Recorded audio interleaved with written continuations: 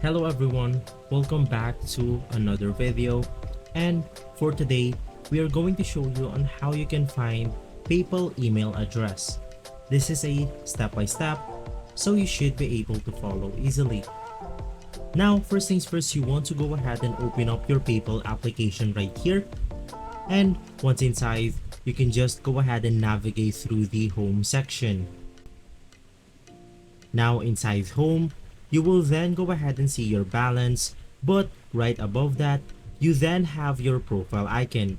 So you want to click on it, and right after clicking on it, we have a bunch of menu.